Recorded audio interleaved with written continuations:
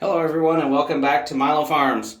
Well, today we're going to be taking a look at this toilet here, and the person that owned this toilet hired a less than satisfactory plumber, and the plumber had indicated that the leak that they were seeing was actually coming from this supply valve on the floor. Come to find out that was not correct for sure. The leak was actually coming from the top, running back down where this moldy area is, and then ending up by the supply valve on the floor.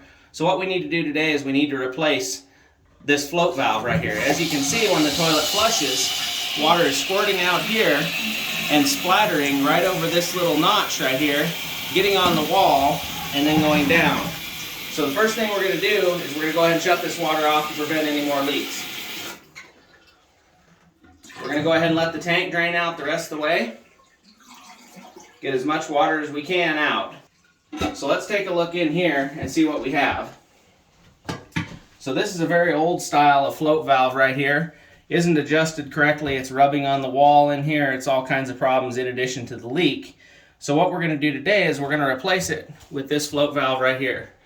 This is more of a modern standard kind of float valve. This is pretty much the most common one that's available. You can get this for like $8 at the box store or whatever. Real easy to put in. So again, we're going to drain this out like we did. We're going to go down here under the tank, and now that we've already got the water turned off, we're going to loosen the supply line where it screws onto the bottom of this old valve. This supply line is a fairly new one, been replaced recently, so we're not going to replace it again today. But underneath, there's a nut. We're going to take our channel locks down here on the bottom. We're going to grab this nut with the channel locks, and we're going to loosen it right here. And this is kind of the trick that's going to prevent a whole bunch of water from being on the floor. We do have our towel here, but we're going to pause right there. Go ahead and open our fill valve and take a look at what we have here. We've got a little box of parts. We've got the fill valve, and on the bottom of the fill valve, we've got this rubber piece. So what we're going to do is try as quickly as possible to take this old valve out, shove this new one in its hole without getting any water out if possible. So in the parts kit is the nut. We're going to go ahead and put that on the bottom. And we're going to go ahead and tighten that up. And then we want to position this in such a way that the workings of this will clear everything inside the tank. So just like that's going to be about the right spot. Tighten that up. And then what we need to do is we need to adjust this for height. So usually you can pull on these, or you can release the little collar at the bottom.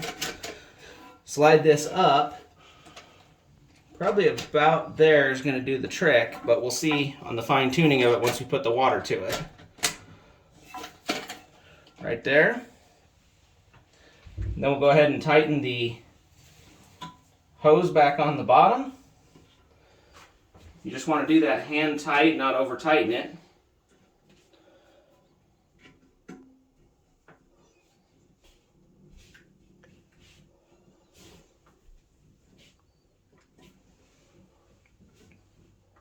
Right there.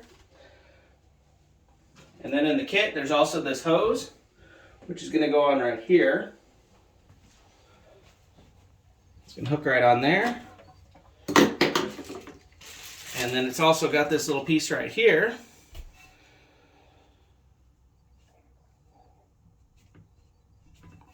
Which is going to go on.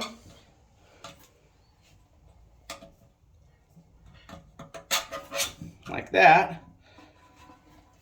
And keep the water spraying down the overflow tube to refill the bowl.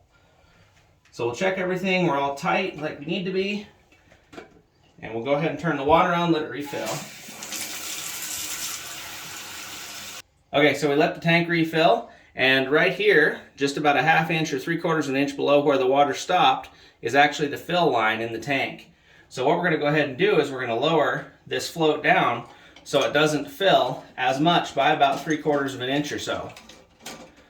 If it turns out this adjustment is not enough, Then we're going to turn the water off, release that collar at the bottom of this, and drop it 1/2 of an inch. So we'll lower the water and let it refill and see where it adjusts itself to.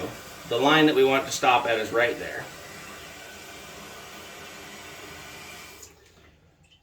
So still just a little bit high. I'm going to go ahead and lower that down just a little bit, 1 notch, just to be a little bit lower.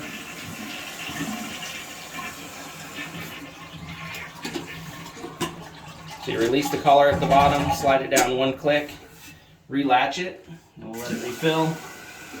So we lowered this standpipe here down 1/2 inch, and then we readjusted this knob to get our fill line exactly where the line is on the tank. The only other thing we're going to do is we're going to shorten up this black hose right here just a little bit, because it's just a little bit too tall and going to hit the lid. So just using a pair of scissors, we'll probably take a couple inches off of it here.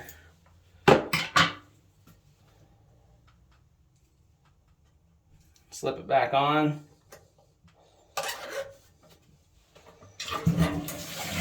And there it is.